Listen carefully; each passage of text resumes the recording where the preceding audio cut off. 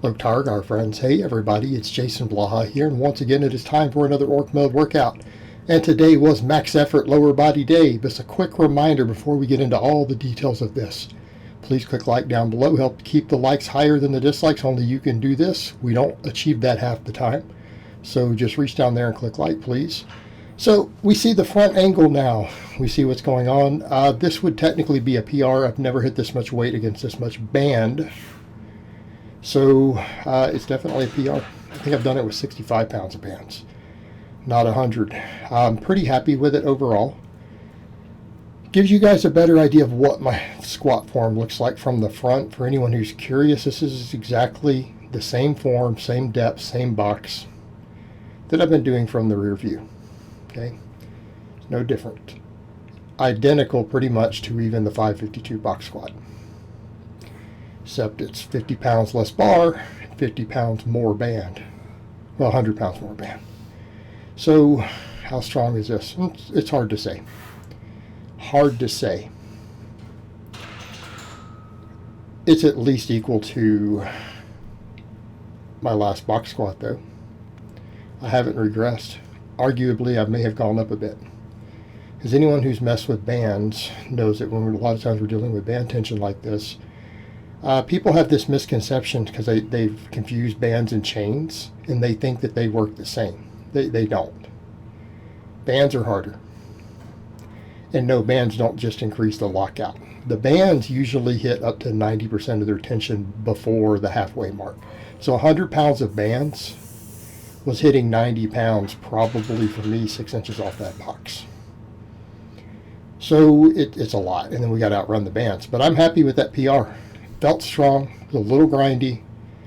Then I went over and I did a second max. And I've said already, suggested that's what I'm going to be doing, 2 lower body maxes every week. I need to get my overall just max strength up. I have run the 7-day-a-week max effort before. So I have run long periods of time where I did 7 maxes in a week. I've now built my conditioning and work capacity up to where, as long as I'm careful with my volume, I can get away with it. Okay, I can get away with it. This... For anyone who understands the sumo, they understand. I had someone try to chime in already, like, oh, your hips are shooting up. And it's like, okay, well, that doesn't do any good if you don't know how to fix it. Okay, you can critique someone's muscle weaknesses because it's not a form issue. It's a muscle weakness issue. If you don't know how to fix it, what good is it for you to point it out? It's not like I don't see it. I watch these in slow motion. You guys don't have the original HD footage, and you can't watch it frame by frame like I do. Believe me, I analyze all my big lifts. Frame by frame, I pause them where they stick and look at what happens, one frame at a time. So in that case, the hip situation means my hamstrings are stronger than my hips, which makes sense. Look how strong my hamstrings are. You guys know I have ridiculously strong hamstrings. I've demonstrated it repeatedly with all the high rep work with ultra high weights on hamstring movements. That one on camera, that's why I put up in the thumbnail where it actually stopped, because the camera and the bands jerk it so quick, people don't realize where it actually went to. So it actually got pretty close to the lockout, which is why I did the screenshot of it for the thumbnail. I just couldn't outrun the bands. My hips couldn't handle it. So then we went on, and obviously the first rep or so of these, sometimes the first set, it's hard to get in the groove, get the range of motion right. But I went ahead and went back up to 505. Okay, just where I had been before. I've done 5 sets of 10 with this before. All right, I'm doing 3x10s now.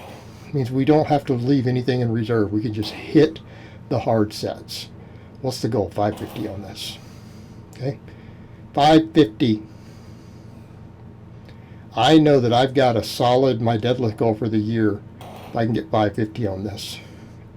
If I can get 600 on this, I think I've got a ridiculous lifetime PR.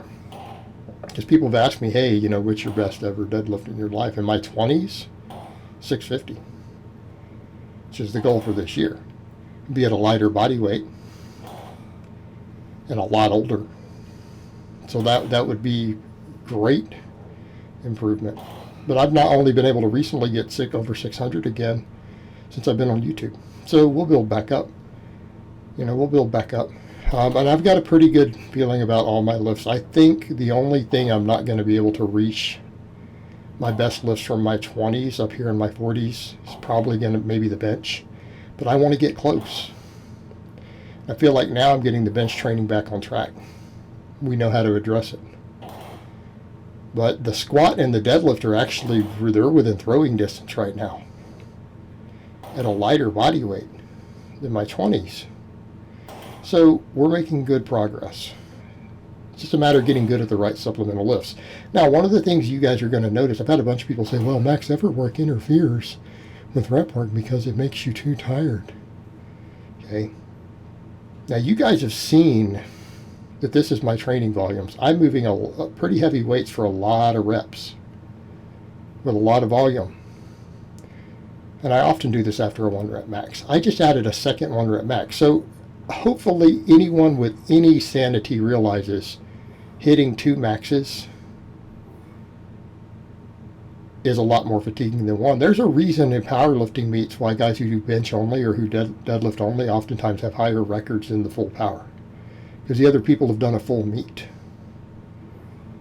And you're going to be a little bit weaker. So what is it I'm going to be doing? That's going to be the interesting thing. I'm always going to do another lower body lift before I deadlift to a max. Normally we wouldn't do this, but Louis Simmons has actually said in the past, if someone has enough work capacity and recovery, they're in good enough shape, they can pull it off. I think I'm there. Plus, I'm not lifting as big of weights as a lot of his people were. You know, so he's talking, you're dealing with ultra elite athletes. Right? I'm not hitting these with 800 pounds, 900 pounds sitting on top of me. I've got good conditioning. I do a lot of conditioning work. I've got good work capacity, you guys can see from the volumes. I think I can get away with it. And you guys notice, I don't lose anything. I added the second max in. And we're only going to max on Mondays and Tuesdays.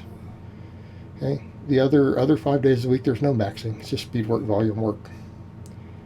It's dynamic effort and repetition effort work.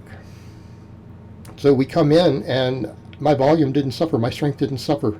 Even though the second lift was a miss, I actually failed a lift. So I hit a PR and then I missed a lift. Okay, I should be buried, but I'm not. Why? I'm in shape. And anyone wants to argue about the meaning of in shape, this is not a bodybuilding channel. This is a strength conditioning and sports related channel. We don't care about goofy ass bodybuilder terms. Don't care. Take that somewhere else. Okay? Bodybuilding is nothing more than a contest to see who can take the most drugs without dying, or who can, suck off the most dudes to pay for their growth hormone. That's all it is. That's literally all bodybuilding is. Period. We don't have time for it. So, rant over.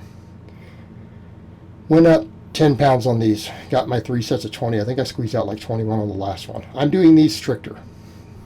Right? Doing a narrow stance so that we can bend over more, and I'm forced to use a lighter weight to work my upper back more. Why? Because my upper back's a weakness. I will go back and start working in heavier bars for good mornings, and I'll leave these in one of the days. But for now, my upper back is still such an overwhelming weakness on my squatting, it needs the extra priority. I'll run this for a phase, and then I'll rotate in alternating heavier deadlift movements or good morning movements with this. And I'm going to start working in on those max days. Every now and then one of those will be a good morning. And I may break it up to where if it has an eccentric, I'll count it as a squat, and then I'll put it in the deadlift slot if it's off of pins or straps, right? But we got mild PR on those just now for the 20 reps. So for those who can't do the math, that's 165. And yes, I can count the plates. It's just that that's a 65-pound barbell. It's not a 45. So then we got over 2 glute ham raises. We used a 10-pound again. Today, I think I managed to squeeze out like an 11th rep on the final set. First 2 were easier. I'm getting used to doing these with weight now. I'm on basically the hardest setting I can get away with because I can barely crawl in and out. I'm borderline risking injuring myself trying to get on and off this thing because I can't really fit my leg in between the thing without it almost getting caught between the steel and pinching me, which could really cause an injury. I actually have to be very careful when I climb back off. So this is pretty much the hardest setting I'm going to be physically able to do. We're now up to hitting sets of 10 plus with a 10-pound plate. I've already done on the next setting down. So out of the difficulties, I have 10 difficulties. I was on 8, now I'm on 9. I can't physically fit in with number 10. So it's not an option for me. I can't climb down without hurting myself because it's just too close in. So we're doing pretty good on these. But again, I'm happy with this. 10-pounders for sets of 10, we're good. Last set was challenging. I left a rep or so in reserve on the first two. The third one took it all the way, where I feel like I didn't have a rep left. So we'll have to add more weight coming up here soon. Or I might just try to add reps. All right, add reps, and when we get good enough, we'll add a second 10-pounder. And then we get good at that, we'll grab a 25, I guess. Keep it going. But we need the hamstring work. For people who are curious, we saw hip weakness. It was hip weak. My hips were really, really beat up. They were beat up from that squat already. But my hips basically were my limiting factor on that sumo deadlift. Okay. But we're working in sumo and conventional. And I got another barbell coming today that's going to make some of that interesting a little bit. Give me a little more tools. Because I need to keep taking the deadlifts up a notch. Deadlifts are my best lift, and as much as we could say, well, we need to worry about the other lifts. No, we really don't. I feel like my squats are going to be along for the ride. All the work I'm doing now is going to increase my squats. Like, I feel like they're trucking along. I really want everything to be deadlift and bench focused. So my squat's going to go up just with the basic training. My bench has the most room for it to grow, and then my deadlift just flat out has the most to add to my total. Because realistically, as I've explained before, I just am not going to make any of it public. But I'm obviously going to compete again. No one trains like this to not compete. And again, people who look at my lifts, you see nonsense of people online coming up with, oh, your lifts aren't that impressive. Really? You better start looking at the age class I'm about to be in and what I weigh and what sort of weight class I could make. Like, I'm sorry, I'm not going to be in the bottom 99.5% of the field. Just that, nope. Nope. If anyone does the checking across all federations, the class I'm probably going to end up in the fairly near future, breaking number 2 in the entire world across all federations isn't going to be a stretch. We won't even get into, the possibility of number 1. So, yes, obviously I plan on competing again. I'm just not going to make it public because I deal with nonsense. I deal with nonsense from the internet and people with no lives who aren't willing to let people just achieve something. Okay? They have no lives of their own. So, I'm not going to announce anything. I'm just going to compete. And that's the beauty of it, because I don't care about federation records. I don't care. I don't care about this federation or that federation's records. Nobody cares. What matters is your world rankings. How do you rank across all federations in the entire world? Period. That's what matters.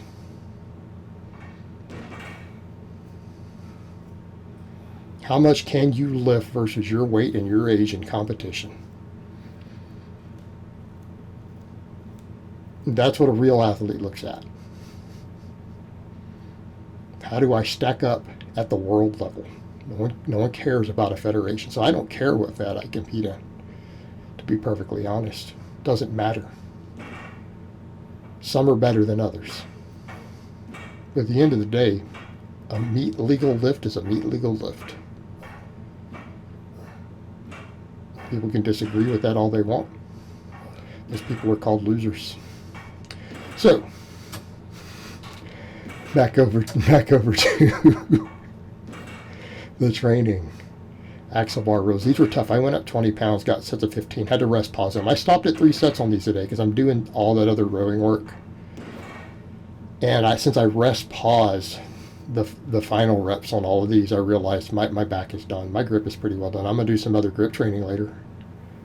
Right? Because we're going to get grip training pretty serious in the actual lifting at this point, especially if I'm going to pull heavy and for speed every week.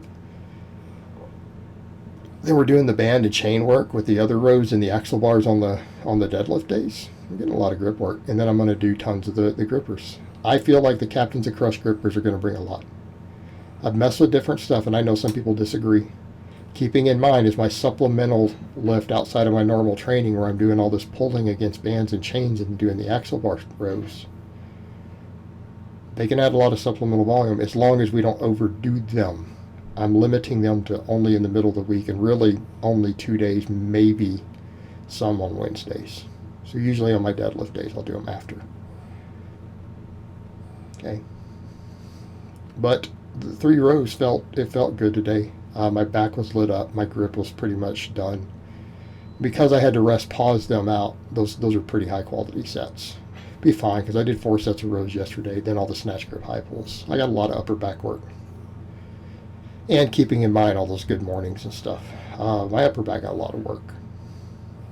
I don't know that it would have benefited from another set today. So we went over to the reverse hypers.